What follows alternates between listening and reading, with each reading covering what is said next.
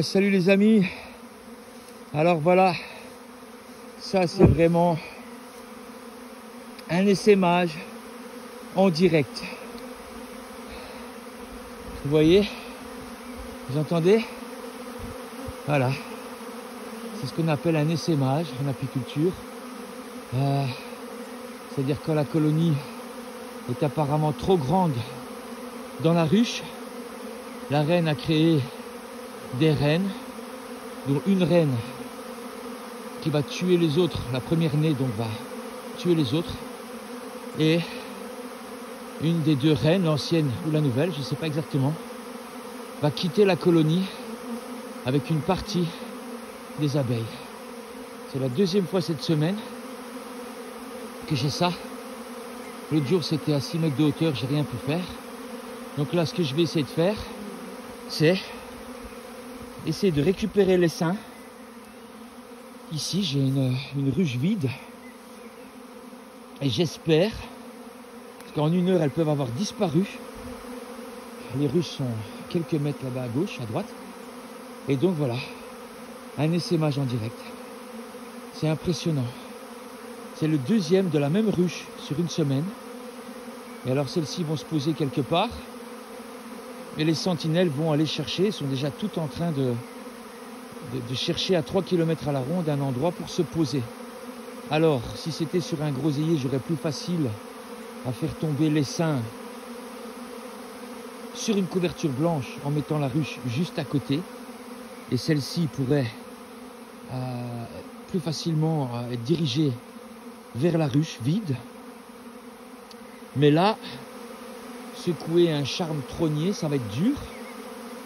Et à la main, c'est pas possible puisque la reine est cachée quelque part dans cet essaim qui est sorti de la colonie. Parce que voilà, c'est comme ça, quand il fait bon, il y a des reines qui pondent beaucoup plus que d'autres. Et une amie apicultrice m'a dit que la semaine dernière, pendant ce printemps, elle avait eu 5 essaimages sur 2 colonies. Donc elle s'est retrouvée avec 7 colonies au lieu de 2. Mais elle a pu les récupérer facilement parce qu'ils essaimaient à chaque fois à côté des ruches. Alors ici, bon, moi je suis apiculteur débutant, ça fait que 2 ans que je fais ça. C'est quand même mon 3e essaimage. Le premier s'est fait directement dans une ruche qui était à côté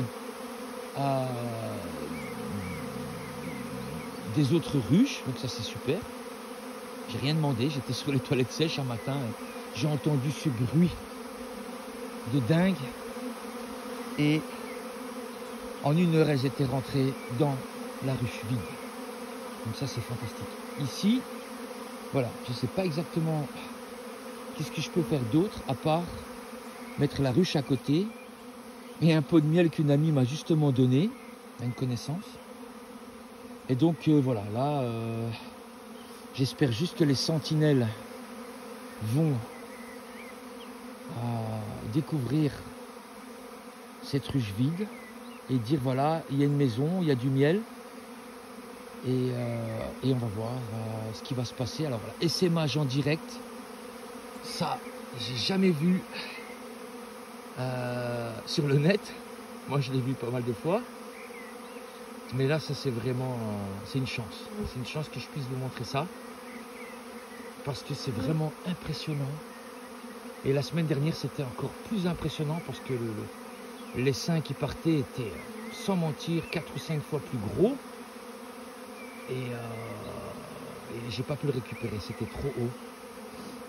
Mais alors c'est incroyable, ces insectes sont d'une intelligence incroyable puisqu'ils s'envoient des messages et si le message passe qu'il y a ici une maison toute prête avec une petite pointe de miel, j'ai des chances qu'elles viennent rentrer tout naturellement dans cette ruche. Alors, je vais me reculer pour pas trop les perturber. Waouh, vous voyez un peu? C'est impressionnant. Wow. C'est excitant, C'est un peu flippant parfois, je me dis, ah, qu'est-ce que je fais, qu'est-ce que je fais, qu'est-ce que je dois faire. Mais là, j'avais une ruche vide grâce à mon ami Monsieur Thomas, l'apiculteur. Et donc voilà, j'espère maintenant qu'elles vont capter leur nouvelle maison. Waouh, c'est magnifique. C'est magnifique. Et ce matin, justement, dans une école, je parlais aux enfants des abeilles. Et alors là, c'est vraiment une très très très bonne année. Ça va être une très très bonne année pour tous les apiculteurs de la région. En tout cas, je pense même Belgique et alentour là. Parce que là, voilà, cette chaleur, c'est propice au développement des abeilles. Et là, wow, c'est vraiment impressionnant. Alors si ça pouvait rentrer dans la colonie en direct, alors là, je crois que ce serait vraiment encore plus impressionnant. Et comme ça, je pourrais vous montrer à toutes et à tous.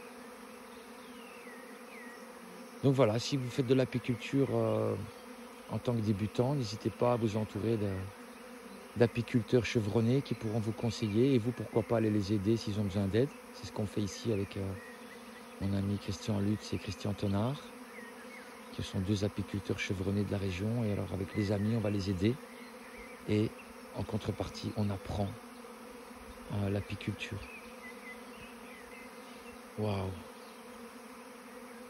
voyez la grappe? Vous voyez un peu cette effervescence?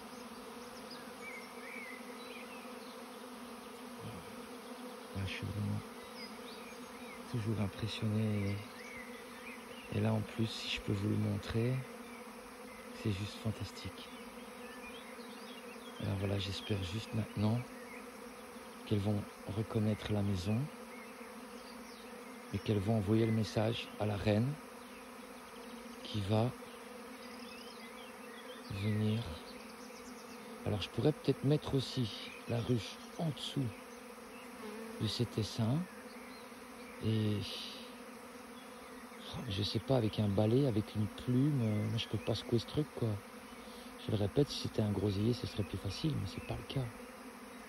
Donc et si je vais avec mes mains, je vais en tuer plein, et peut-être même la reine. Alors elles savent créer une reine, mais si nécessaire, ça c'est juste dingue aussi.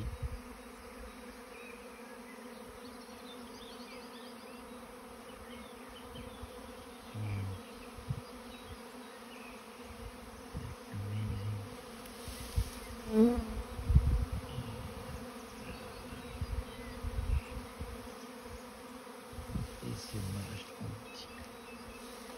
Regardez-moi ça. Je vais prendre quelques discussions par là. Regardez ça.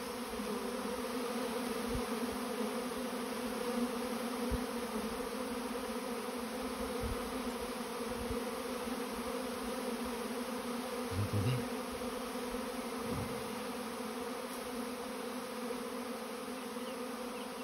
Et c'est mage anti.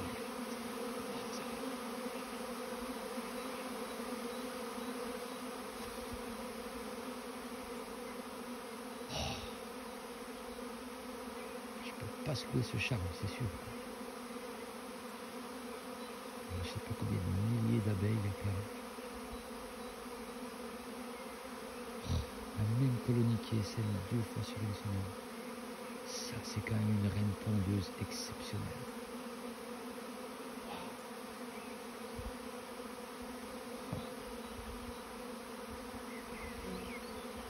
L'apithérapie, vous connaissez?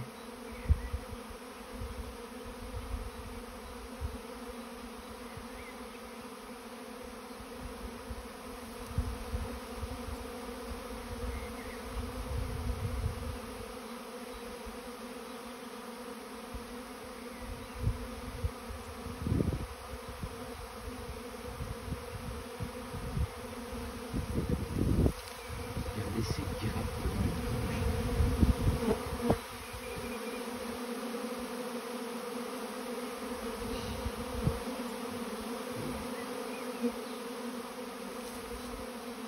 Bon, ben... Je sais pas si je continue la vidéo, ou si je coupe, pour les laisser peut-être trouver le chemin, j'espère.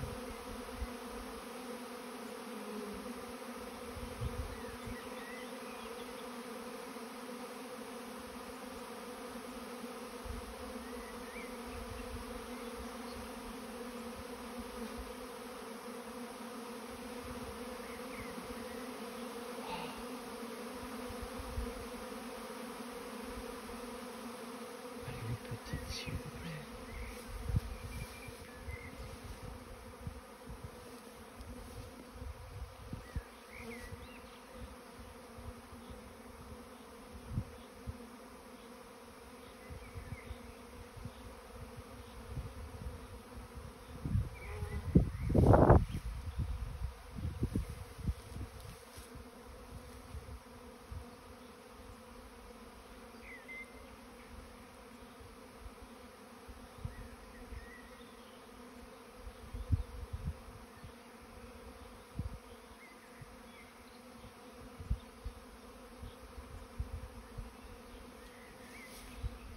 Jay, Jérémy, tu veux bien venir une seconde s'il te plaît?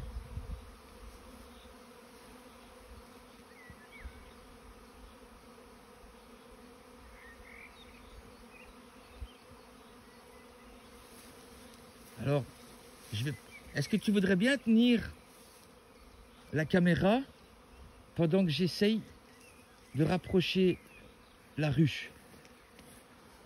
Merci.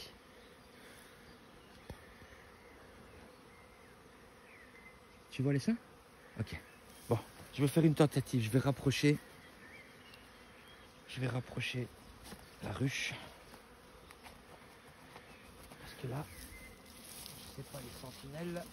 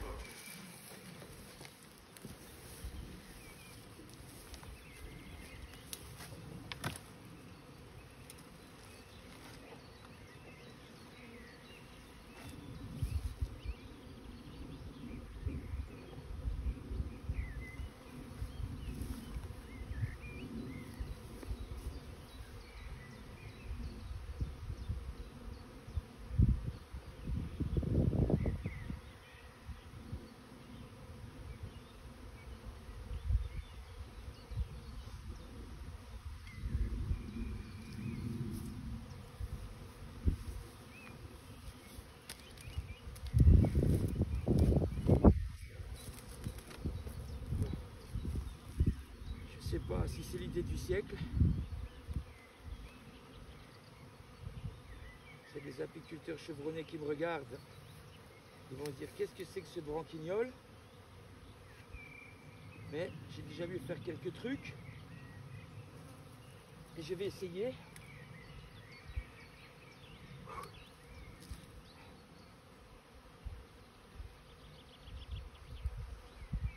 Je pensais peut-être attraper une grappe et la mettre, et les autres vont suivre.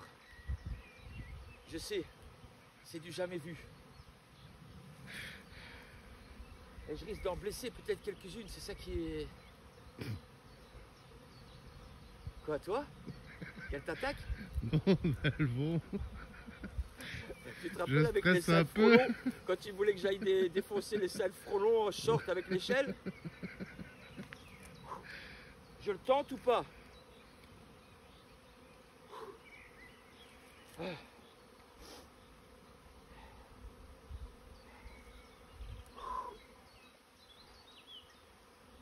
pas si c'est une bonne idée. J'ai peur d'en blesser. J'ai peur qu'elle me court dessus. Comment? J'ai peur qu'elle me court dessus. Non, là, ils sont concentrés. Il n'y en a pas autour de toi, hein? Non. Quelques-unes? Bah 2, 3, ouais. Ou je les laisse avec la ruche, peut-être que... elles vont comprendre. Là, je l'air très concentré, là.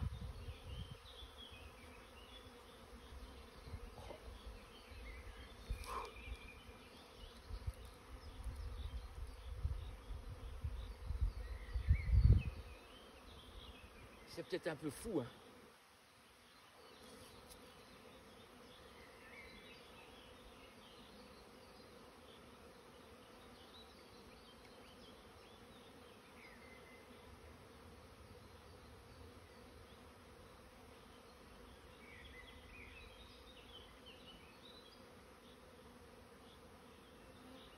Elle rentre dans les cadres. Je vais pas risquer d'en blesser. C'est tentant, hein. Mais parce qu'il y a une grosse grappe qui bouge, tu vois. Ouais, je vois bien la grappe, hein. Merci. J'ai pas envie qu'elle se jette sur moi. Sur moi, vite. J'ai l'impression qu'elle commence à rentrer dans les cadres.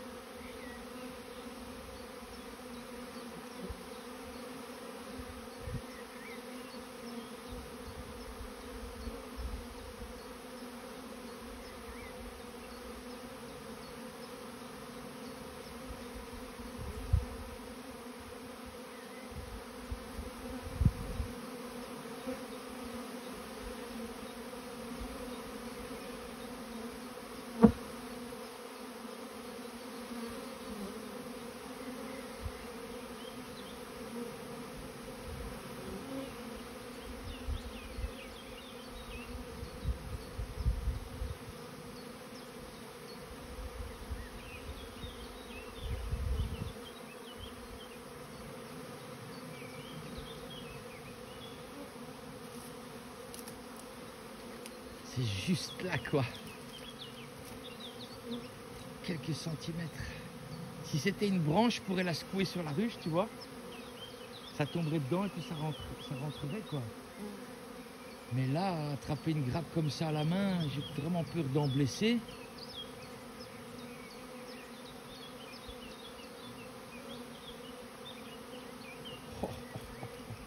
Mais j'ai l'impression que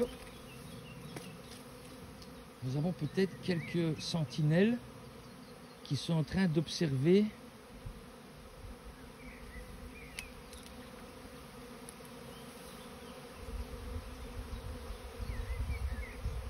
alors pour éviter l'essaimage, vous voyez les amis, il faut diviser les colonies soi-même au printemps quand vous allez visiter un peu les ruches et que vous vous rendez compte qu'elles sont beaucoup trop serrées.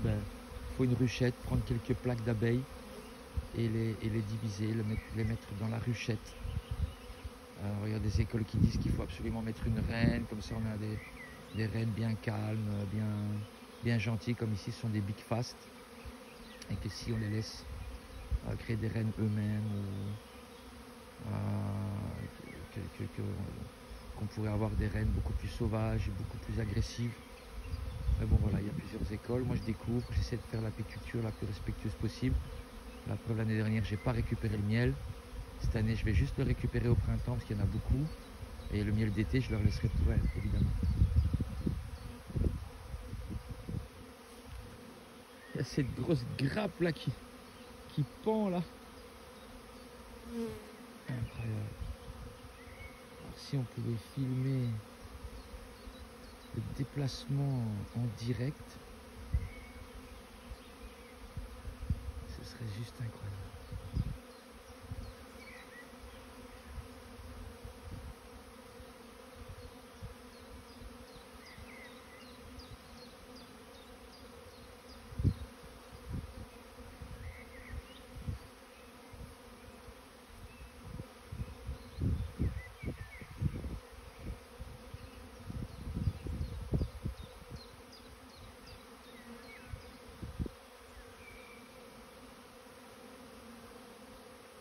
Ah ouais, il y a des sentinelles là qui commencent à se poser des questions.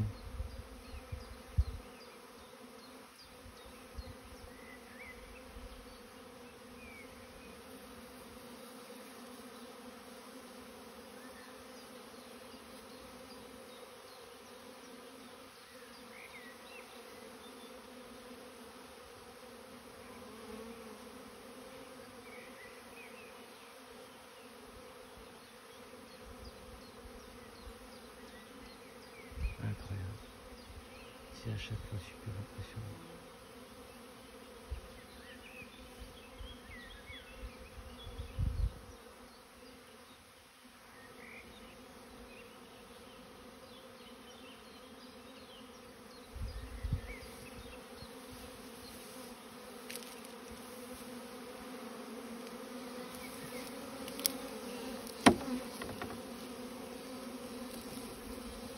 J'ouvre la porte. Certaines commencent à rentrer, à hésiter.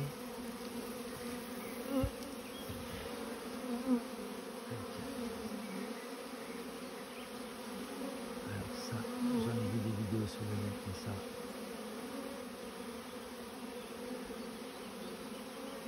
j'ai jamais.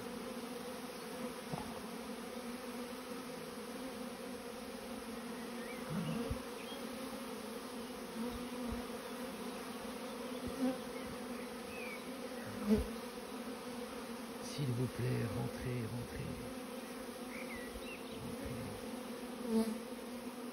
Bon après, si ça part dans la nature, c'est bien aussi parce que si elles se trouvent un endroit où elles peuvent être protégées de la pluie, du froid et peut-être de gens qui ne comprendraient pas et qui les extermineraient par exemple, bon, ça participe à la pollinisation de la nature, de la région. Donc les essaimages, vous ne pouvez pas les récupérer, c'est pas non plus si grave parce que après elles partent dans la nature. Mais moi, ce qui m'inquiète parfois un peu, c'est que si elles ne se posent pas au bon endroit, elles sont vouées à mourir à la première grosse pluie, la première personne qui ne comprendrait pas, ou si ça se loge dans une corniche ou dans le toit d'une maison et tout, ben, elles ont beaucoup de chances de subir des gros dégâts, si elles se font exterminer ou transporter indélicatement. La première chose qui pourrait là se passer, c'est qu'elles trouvent un endroit dans la forêt avec un tronc creux. C'est souvent ce qui se passe dans la nature. Alors là, ce serait super, mais c'est pas garanti. À l'heure actuelle, il y a plus beaucoup de troncs creux dans les forêts puisqu'on exploite le bois. Mais il y en a encore, il y en a encore.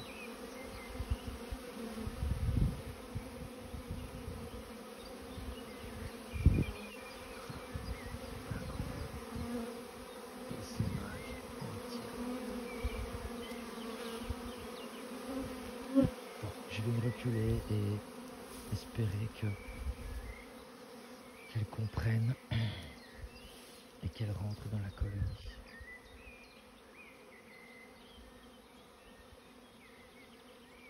Peut-être une prochaine vidéo pour vous donner des nouvelles de cette histoire.